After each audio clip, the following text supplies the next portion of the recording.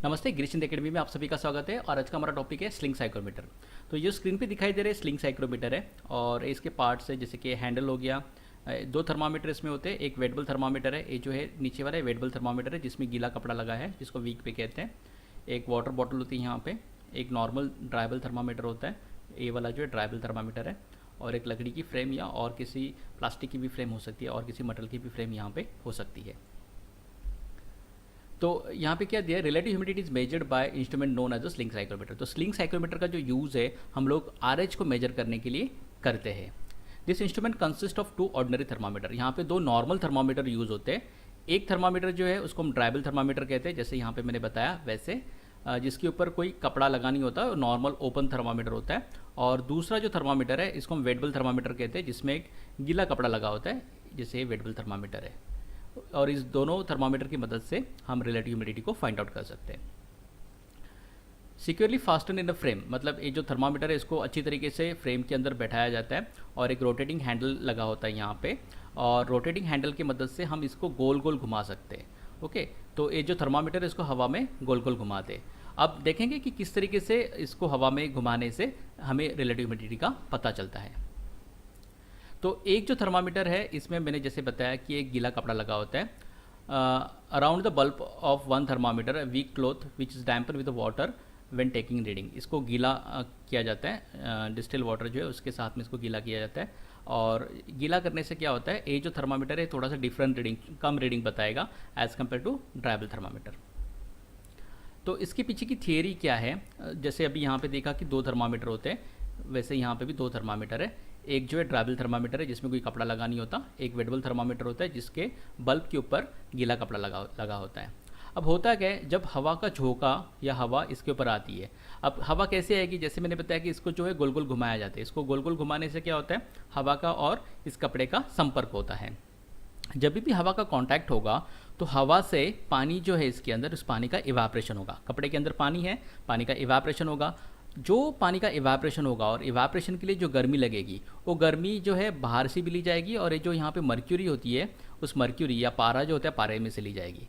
तो ये जो वेटेबल थर्मामीटर है इसकी रीडिंग थोड़ी सी कम हो जाएगी। ओके, वो भी डिपेंड करता है ह्यूमिडिटी के ऊपर, हवा में कितनी ह्यूमिडिटी है उसके अनुसार ये जो है कपड़े का पानी इवापोरेट होगा। कपड़े का पानी इवापोरेट होगा तो ये मर्क्यूरी कॉलम नीचे आएगा और दोनों थर्मामीटर में कुछ डिफरेंस आएगा, टेम्परेचर में डिफरेंस आएगा। और इस टेम्परेचर के डिफरेंस के ऊपर हम जो है ह्यूमिडिटी को फाइंड आउट कर सकते हैं। यहाँ पे देख सकते हो कि एक जो यहाँ पे मैंने वातावरण बताया है वो बारिश का मौसम यहाँ पे दिखाने की मैंने कोशिश की है। मतलब मेरा कहने का मतलब यहाँ पे कि ह्यूमिड है, ये जो एटमॉस्फेयर है ये ह्यूमिड है, इसमें आरएच ज़्यादा है। जब हवा में पानी का परसेंटेज ज़्यादा होता है, ह्यूमिडिटी ज़्यादा होता है, तो क्या होगा, ये जो कपड़ा है ये कपड़ा भी गीला है और आजू बाजू का जो मौसम है उसमें भी बहुत सारा पानी है। तो ऐसे वक्त में ये जो कपड़े का पानी इवापोरेट ही नहीं होगा। जैसे कि आप बारिश के मौसम में देख सकते हो, हम कपड़े सुखाते हैं ना, कपड़े सूखते नहीं हैं, गीले रहते, काफ़ी समय के लिए गीले रहते हैं। इसका रीज़न क्या होता है, हवा में इतना सारा पानी है कि ये जो गीला कपड़ा है उसका पानी हवा लेती नहीं है। इसका मतलब हवा में ह्यूमिडिटी ज़्यादा है। ऐसे वक्त में ये जो गीला कपड़ा है इसके अंदर का जो पानी है उसका इवापोरेशन नहीं होगा। इवापोरेशन नहीं होगा तो मर्क्यूरी कॉलम भी नीचे नहीं आएगा। ठीक है, इस हालत में जब ह्यूमिडिटी काफ़ी ज़्यादा होती है, 100% ह्यूमिडिटी हवा में होती है, उस वक्त में ड्राइबल टेम्परेचर भी सेम रहेगा और वेटेबल टेम्परेचर भी सेम रहेगा। जैसे यहाँ पे बताया कि 26 डिग्री सेल्सियस ड्राइबल टेम्परेचर है और वेटेबल टेम्परेचर भी 26 डिग्री सेल्सियस है। तो दोनों के बीच में डिफरेंस बिल्कुल भी नहीं है। जब डिफरेंस जीरो हो जाता है तो रिलेटिव ह्यूमिडिटी क्या होती है, 100% होती है। तो जब भी ड्राइबल और वेटेबल टेम्परेचर सेम होते हैं और दोनों के बीच का डिफरेंस जब ज़ीरो हो जाता है तब ह्यूमिडिटी जो है 100% होती है। तो इस तरीके से ड्राइबल और वेटेबल के डिफरेंस से हम ह्यूमिडिटी का पता लगा सकते हैं। कैसे पता चला, क्योंकि हवा में बहुत सारा पानी है जिसकी वजह से कपड़े का पानी इवापोरेट नहीं हुआ, जिसके कारण हम कह सकते हैं कि हवा में 100% ह्यूमिडिटी है। दूसरा एग्जाम्पल यहाँ पे मैंने बताने की कोशिश की है, एक रेगिस्तान है जहाँ पे पानी का परसेंटेज काफ़ी कम होता है हवा में, ऐसी जगह है। तो मान लो कि यहाँ पे ड्राइबल टेम्परेचर 42 डिग्री सेल्सियस है और वेटेबल टेम्परेचर जो है 22 डिग्री सेल्सियस है। दोनों के बीच का डिफरेंस कितना हो गया, 20 डिग्री सेल्सियस। डिफरेंस ज़्यादा है ना, 842 है, 822 है, तो दोनों के बीच का डिफरेंस 20 डिग्री सेल्सियस हो गया। तो ऐसे सूरत में जब डिफरेंस ज़्यादा होता है ड्राइबल और वेटेबल में तो ह्यूमिडिटी क्या होती है, कम होती है। अब कैसे ह्यूमिडिटी का पता चलेगा, क्योंकि यहाँ पे गीला कपड़ा लगा हुआ है। ओके, हवा में तो कोई पानी नहीं है तो हवा जब इसके ऊपर आएगी तो हवा क्या करेगी, कपड़े के पानी को इवापरेट कर देगी।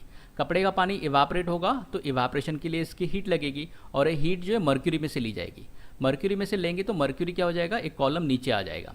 इसके लिए जब भी ड्राई एयर होती है ना, वहाँ पे जब हम साइक्रोमीटर को घुमाते हैं तो ड्राइबल टेम्परेचर तो नॉर्मल टेम्परेचर बताएगा, बट वेटेबल टेम्परेचर क्या करेगा, हवा में जो ह्यूमिडिटी है उसके हिसाब से ये मर्क्यूरी कॉलम नीचे आएगा।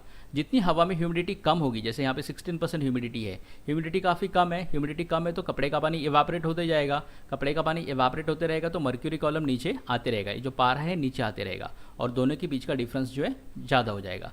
डिफरेंस ज़्यादा हो गया, यहाँ पे जो बता रहे जैसे 20 डिग्री सेल्सियस डिफरेंस है, तो उससे हम RH को फाइंड आउट कर सकते हैं। तो एक रूल हम यहाँ पे बना सकते हैं, जितना ज़्यादा डिफरेंस होगा ड्राइबल और वेटेबल में, डिफरेंस जितना ज़्यादा होगा उतनी ह्यूमिडिटी कम होगी, और ड्राइबल और वेटेबल में डिफरेंस जितना कम होगा उतनी ह्यूमिडिटी बढ़ेगी। यहाँ पे डिफरेंस कम है तो ह्यूमिडिटी ज़्यादा है, यहाँ पे डिफरेंस ज़्यादा है तो ह्यूमिडिटी कम है।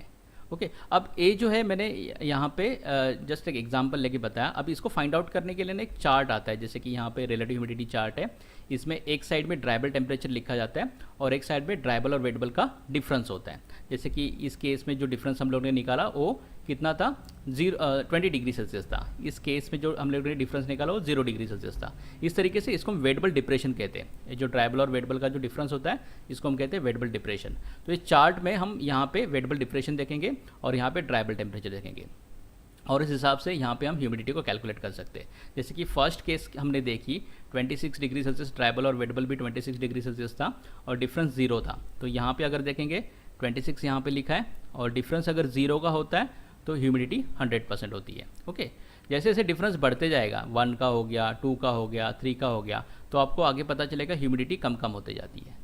तो इस तरीके से हम जो है इस स्लिंग साइक्रोमीटर जो है यहाँ पे जैसे स्क्रीन पे दिखाई दे रहा है, इसमें हमें ड्राइबल टेम्परेचर और वेटेबल टेम्परेचर पता करना होता है। एक बार आपको ड्राइबल और वेटेबल टेम्परेचर पता चल गया तो ड्राइबल और वेटेबल का डिफरेंस आप निकालोगे और ड्राइबल टेम्परेचर यहाँ पे चेक करोगे, डिफरेंस यहाँ पे चेक करोगे और डिफरेंस के अनुसार यहाँ पे आपको रिलेटिव ह्यूमिडिटी कितनी है उसका पता चल जाएगा। Thank you very much.